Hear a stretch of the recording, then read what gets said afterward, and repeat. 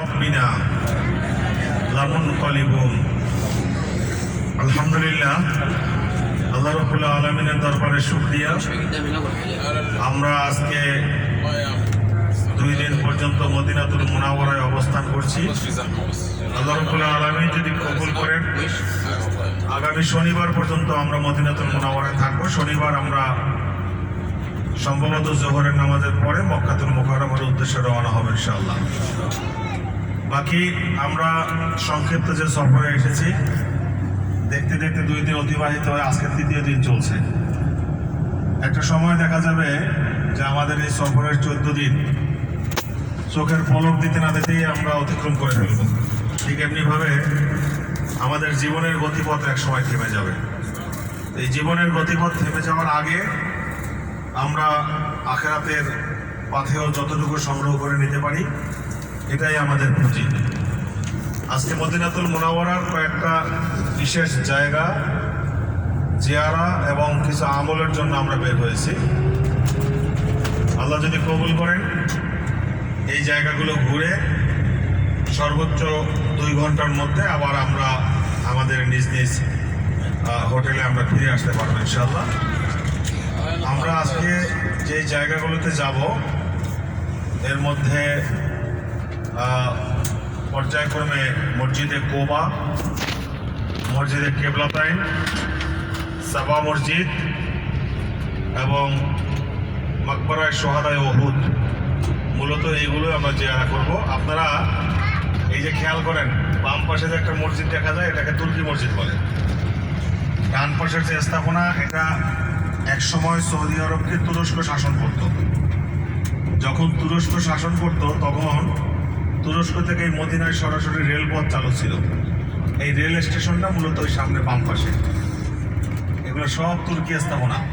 তুর্কিরা যখন সৌদি আরব ছেড়ে যায়, তখন সৌদি আরবের সাথে তাদের একটা চুক্তি ছিল, তাদের যে স্থাপনা আছে 100 বছরের মধ্যে এই স্থাপনা বিলীন করা যাবে না।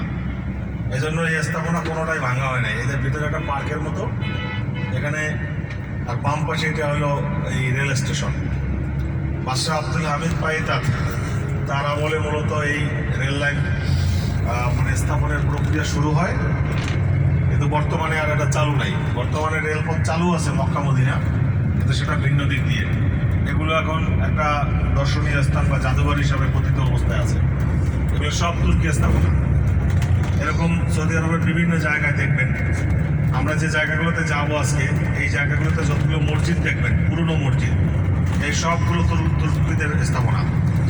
তুর্কিরা এগুলা নির্মাণ করেছিল। আচ্ছা, যাই হোক,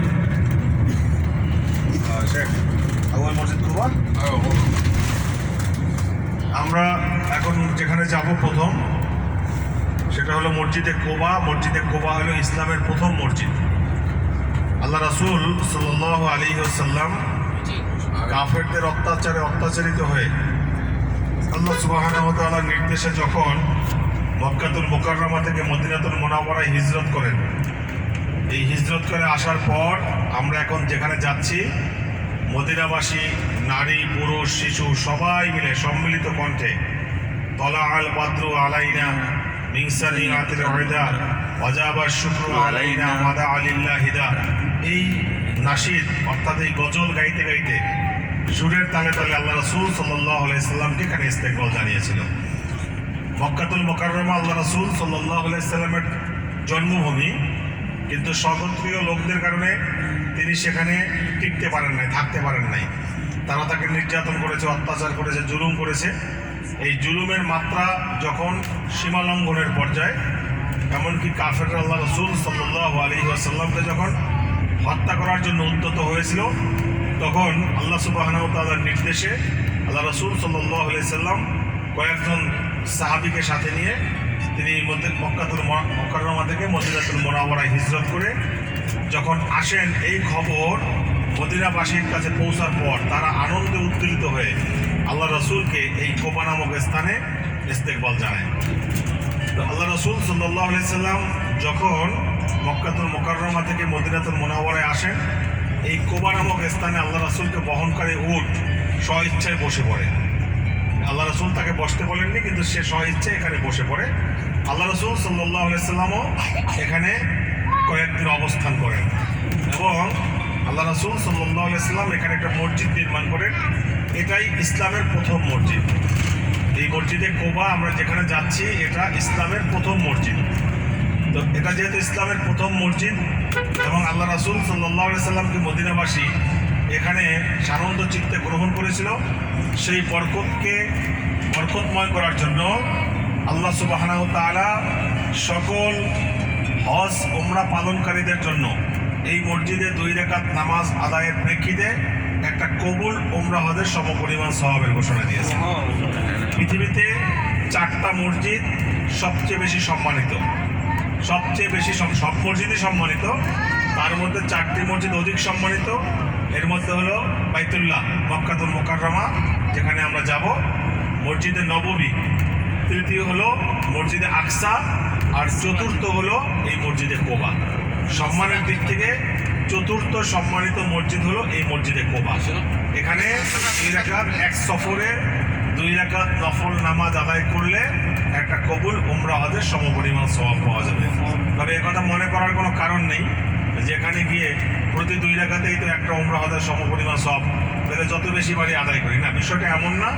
এক সফরে 2 রাকাত উমরা, 2 রাকাত নফল নামাজ, সুযোগ থাকলে বেশি পড়বেন, অসুবিধা নেই, কিন্তু ফজিলত 2 রাকাত নফল নামাজের প্রেক্ষিতে একটা উমরা হজের সমপরিমাণ সওয়াব। আল্লাহ যদি কবুল করেন, সহি সালামতে নিয়ে যান, আমরা এখন সেই দিকে যাচ্ছি, আমরা যাব এবং এখানে গিয়ে আমরা 2 রাকাত নফল নামাজ আদায় করবো ইনশাআল্লাহ। তবে কয়েকটা বিষয় লক্ষণীয়, সেটি হলো মসজিদে কোবার চতুর্দিকে গাড়ির পার্কিং, চতুর্দিক থেকেই মানুষ প্রবেশ করে, এজন্য চতুর্দিকের দৃশ্য বলতে গেলে অনেকটা একই রকম। এ কারণে মহিলা এবং পুরুষের নামাজের স্থানের ভিন্নতা আছে, ভিন্ন ভিন্ন জায়গায়। মহিলারা যারা আছেন আপনারা দলবদ্ধভাবে ভিতরে যাবেন, আর পুরুষ যারা আছেন আপনারা দলবদ্ধ থাকবেন, দলবদ্ধ হয়ে প্রবেশ করবেন, দলবদ্ধ হয়ে বের হবেন। কারণ বিচ্ছিন্ন হয়ে যদি আপনি ভুলক্রমে অন্য কোনো গেট থেকে বের হন, আপনি গাড়ি খুঁজে পাবেন না, পেরেশানি হবেন, আর আমরাও আপনাকে খুঁজে পেতে বেগ পেতে হবে, আমাদেরও সকলের পেরেশানি হতে হবে। সুতরাং এটা যেন না হয়। মসজিদে প্রবেশ আমরা একত্রে করব, আবার আল্লাহ কবুল করলে একত্রে বের হবে ইনশাআল্লাহ। ঠিক এমনিভাবে আল্লাহ সুবহানাহু ওয়া তাআলা আমাদের সবাইকে যেন একসাথে জান্নাতে যাওয়ার তৌফিক দান করেন। এখানে অজুর ব্যবস্থা আছে, যারা অজু করে আসতে পারেন নাই, হোটেলে সকালে একটু সমস্যা হয়েছে, মোটর নষ্ট হয়ে গেছিলো, এই ধরনের পানি ছিল না, যাই হোক এখানে পর্যাপ্ত ব্যবস্থা আছে, অজু স্থানের সামগ্রিক ব্যবস্থা এখানে আছে। অজু সেরে যদি হাজত থাকে সেগুলো সেরে আমরা দ্রুততার সাথে, মানে যতটুকু সম্ভব দ্রুত করার চেষ্টা করব, আমরা ভিতরে গিয়ে 2 রাকাত নামাজ আদায় করবো ইনশাআল্লাহ। এরপরে দলবদ্ধ হয়ে আমরা আবার আমাদের গাড়িতে আরোহণ করব, আমরা পরবর্তী গন্তব্যের দিকে যাব। তো ভাই, মদিনাতুল মুনাওয়ারা আমি আগেই বলেছি এটা অত্যন্ত একটা বরকতময় জায়গা, আবার অত্যন্ত সতর্কতার জায়গা। কারণ মদিনাতুল মুনাওয়ারা হলো সেই জমিন যেখানে শায়িত আছেন আপনার আমার হৃদয়ের স্পন্দন মুহাম্মদুর রাসূলুল্লাহ সাল্লাল্লাহু আলাইহি ওয়াসাল্লাম, যাকে আমরা আমাদের জীবনের চেয়ে অধিক বেশি ভালোবাসি, যার জন্য আমরা আমাদের নিজের জীবন উৎসর্গ করতে প্রস্তুত সদা। সেই নবী যেই জমিনে শায়িত, এই জমিনে চলাচলকালীন সময় আমাদের অনেক অনেক বেশি সতর্কতা, অধিক বেশি জরুরি। এগুলো সবাই খেয়াল রাখবো। যেমন মসজিদে যখন আপনারা প্রবেশ করেন, মসজিদে প্রবেশ করার সময় ইতিকাফের নিয়ত করে প্রবেশ করবেন। আবার মসজিদ থেকে যখন বের হবেন তখন খেয়াল রাখবেন যে আল্লাহ সুবহানাহু ওয়া তাআলা দুনিয়াবী সকল ব্যস্ততা সম্পূর্ণ করে আবার যেন দ্রুত আমাকে এখানে আসার ব্যবস্থা করেন। মসজিদ থেকে বের হওয়ার সময় অনেকেই আলহামদুলিল্লাহ বলে দেওয়ার কারণে অনেকে সতর্ক হয়েছেন, তারপরে আবার স্মরণ করে দিই, আমরা অনেক সময় দাঁড়িয়ে জমিনের উপর জুতা ছুঁড়ে মারি। এটা সব সময়ের জন্য আদবের খেলাফ, এটা শুধু মদিনায় না, এটা সব সময়ের জন্যই সৌন্দর্যের খেলাফ, আদবের খেলাফ। এজন্য আর বিশেষ করে মদিনা যেখানে আল্লাহ রাসূল শাহিদ আছেন, সেই জমিনের উপরে হাত দিয়ে, মানে মাত্র কয়েক গজ দূরে যেখানে আল্লাহ রাসূল শাহিদ, সেখানে হাত থেকে এভাবে জুতা জমিনে ছুঁড়ে মারা এটা বড় ধরনের বেয়াদবি। এগুলো যেন আমাদের দ্বারা না হয় খেয়াল রাখবো। আমরা দুনিয়াবী কথাবার্তা যত কম সম্ভব বলার চেষ্টা করব, বেশি বেশি আমলে থাকার চেষ্টা করব, কোরআনুল কারীম তেলাওয়াতের মধ্যে নিজেকে মশগুল রাখার চেষ্টা করব। যারা তেলাওয়াত করতে না পারি আমরা সুবহানাল্লাহ, আলহামদুলিল্লাহ, আল্লাহু আকবার, লা ইলাহা ইল্লাল্লাহ এই তাসবিহগুলো আমরা আদায় করার চেষ্টা করব। হ্যাঁ, ইস্তেগফার করব বেশি বেশি, আস্তাগফিরুল্লাহ আস্তাগফিরুল্লাহ। ভাই আমরা মক্কা মদিনায় আসছে উদ্দেশ্য কি? আল্লাহ পাকের সন্তুষ্টি অর্জন, তাই না? আল্লাহ পাকের সন্তুষ্টি অর্জন। আল্লাহ সুবহানাহু ওয়া তাআলা যদি আপনার উপর আমার উপর সন্তুষ্ট হয়ে যান তাহলে আমার জন্য সব দরজা খোলা, জান্নাতের দরজাও খোলা, হাসরের ময়দানে জবাবদিহিতার থেকে মুক্তি পাওয়ারও রাস্তা সহজ, সব কিছু সহজ, সব রাস্তা উন্মুক্ত যে আল্লাহ আপনার প্রতি আমার প্রতি রাজি খুশি হয়ে যান। এই সামনে তাকান, এই দেখেন খেজুরের বাগান। সৌদি আরবের যত খেজুর আপনারা খান এর ম্যাক্সিমাম খেজুর উৎপন্ন হয় মদিনায় এবং আল কাসিম একটা শহর আছে সেখানে। আল কাসিম অবশ্য অনেক বড়, সেখানে মাইলের পর মাইল বিশাল বিশাল খেজুরের বাগান আছে। হ্যাঁ, আর মদিনায় আছে গ্রাম থেকে আরও একটু বেশি। এগুলোই খেজুর গাছ মূলত, এই সমস্ত গাছে যে খেজুর হয় এই খেজুরে আপনারা খেয়ে থাকেন। যাই হোক, যে কথা বলছিলাম যে আমরা আল্লাহর রাজি খুশির জন্যই মক্কাতুল মুকাররমা মদিনাতুল মুনাওয়ারায় সফরে এসেছি। আল্লাহ সুবহানাহু ওয়া তাআলা যদি আপনার উপর আমার উপর রাজি খুশি হয়ে যান আমার জন্য সব দরজা খোলা। এজন্য আল্লাহ খুশি হন যে কাজগুলো করলে সেই কাজ বেশি বেশি করতে হবে, বেশি বেশি ইস্তেগফার করতে হবে, বেশি বেশি আল্লাহর নামে জিকির করতে হবে, বেশি বেশি কোরআনুল কারীম তেলাওয়াত করতে হবে, নফল নামাজ আদায় করতে হবে। মাগরিবের নামাজের পরে বাইরে ঘোরাফেরার উদ্দেশ্যে বের হওয়ার আগে যদি আমরা চেষ্টা করি যে 4 রাকাত বা 6 রাকাত আওয়াবের নামাজ আদায় করব, সহজ। যদি আমরা ফজরের পর সাথে সাথে রুমে না এসে যদি কাল দিবত না করি, কিছু সময় অপেক্ষা করে সূর্যোদয় যখন হয় তখন আমরা যদি এশরাকের নামাজটা আদায় করে তারপর রুমে আসি, বাস আলহামদুলিল্লাহ আমাদের একটা নফল আমলের সুযোগ হয়ে গেল। আবার ফজরের কিছুক্ষণ আগে যাওয়ার চেষ্টা করে যদি তাহাজ্জুদ আদায় করি, আল্লাহ চাহে তো মক্কা মদিনার আমলের কারণে আমার ভবিষ্যতে তাহাজ্জুদের অভ্যাস সহজ হয়ে যাবে।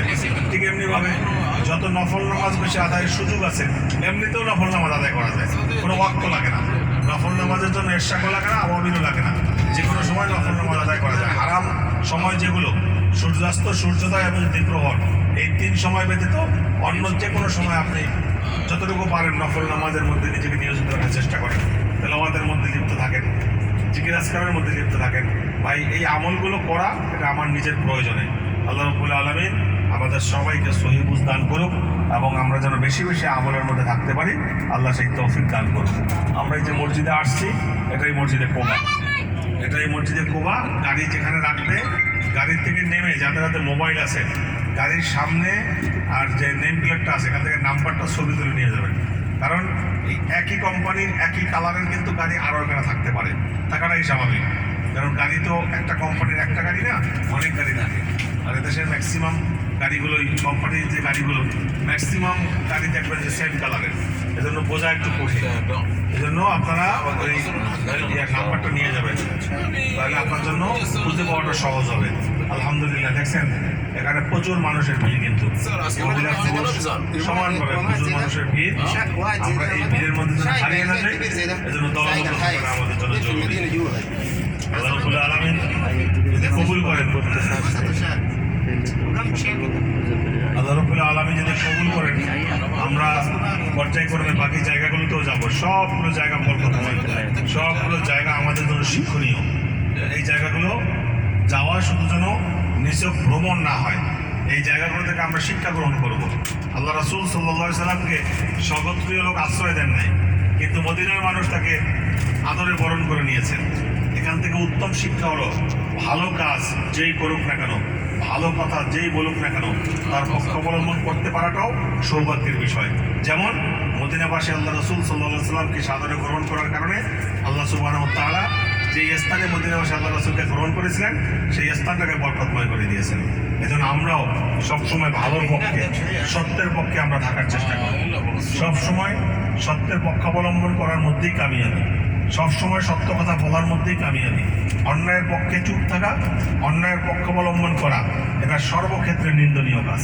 আমরা এগুলো থেকে বিরত থাকবো ইনশাআল্লাহ। মক্কা মদিনায় এসেছি, আমরা এখান থেকে জীবনের কিছু শিক্ষা গ্রহণ করে যাব, জীবনের কিছু শিক্ষা আমরা এখান থেকে নিয়ে যাব। আল্লাহ যদি কবুল করে মৃত্যুর আগ পর্যন্ত কোনোদিন স্বইচ্ছায় আমরা নামাজ তরক করবো না ইনশাআল্লাহ। এরাদা করতে পারি ইনশাআল্লাহ? হ্যাঁ, সবাই নামাজ পড়ে না, ঘুমায় নাকি?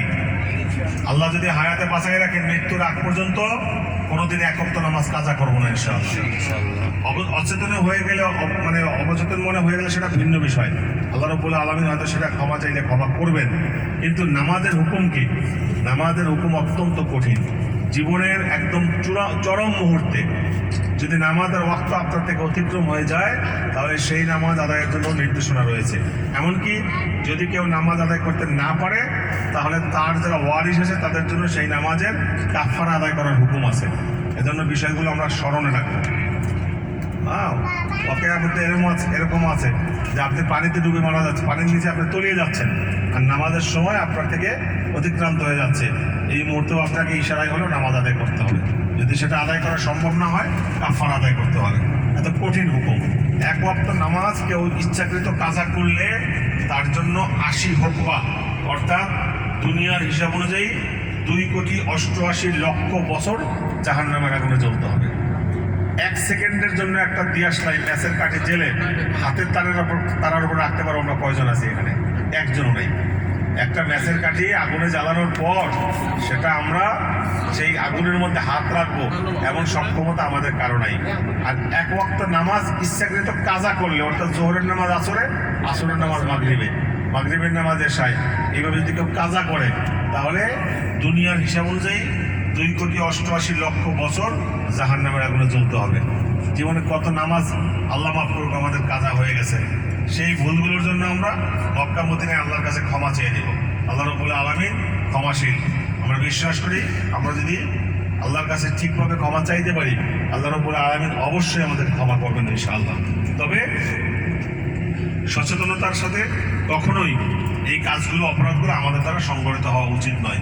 এই জন্য যখন আপনারা সুযোগ পান, হযরত ওমর বিন খাত্তাব রাদিয়াল্লাহু তাআলা আনহু ইসলাম গ্রহণের পূর্বে তার যত নামাজ এরকম তরক হয়েছিল, ইসলাম গ্রহণের পরে, যদিও ইসলাম গ্রহণের পূর্বে তার জন্য এটা জরুরি ছিল না, কিন্তু তারপরেও তিনি এই নামাজগুলো যথাসম্ভব আদায় করার চেষ্টা করেছেন। ঠিক আমরাও তদ্রূপভাবে যখনই সুযোগ পাই, যেই নামাজগুলো আমাদের কাজা হয়ে গেছে, আমরা সেইগুলো আদায় করে নেওয়ার চেষ্টা করব। আল্লাহ রাব্বুল আলামিন হয়তো এই উসিলায় আমার অপরাধকে তিনি ক্ষমা করবেন। বেশি বেশি আল্লাহর কাছে রোনাজারি করবেন, কান্নাকাটি করবেন।